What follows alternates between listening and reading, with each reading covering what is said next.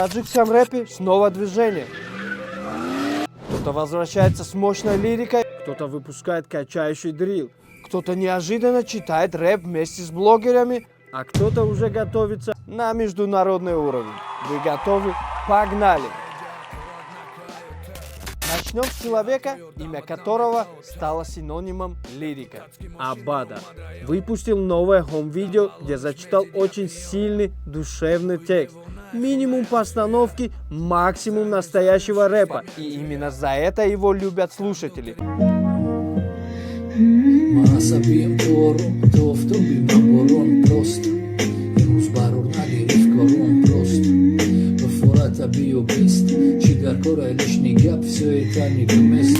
Следующий артист – Ральф.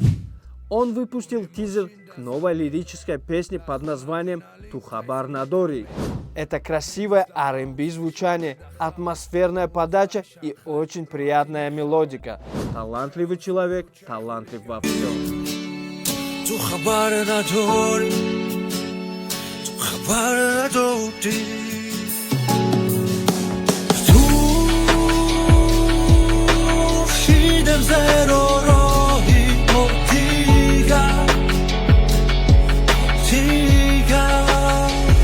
Теперь немного андеграунда. Кенза выпустил очередное андеграунд видео. Отличная техника, уверенная читка и сильный флоу.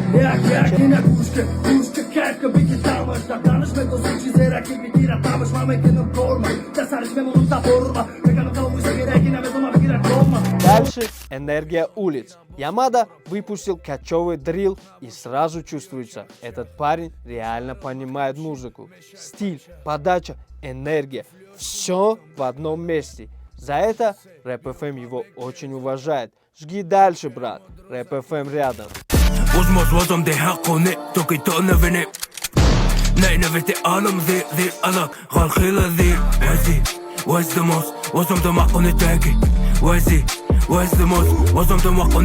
Интересный коллаб выпустил Райдер, совместный трек с блогером Черри.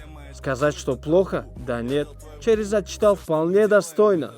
Но у слушателей появился один вопрос. Пишет ли он текста сам или ему помогают? Напишите в комментариях. А вот Райдер, как всегда, на классе. И заметно, что он все чаще делает рекламные и коммерческие треки. Я таджик, я разъеб. Все, кто пишет хейт, комменты, блядь, лежат в гробу. Все мои тату, это табу. Я взял твою бу. Все, что мы делаем, это true.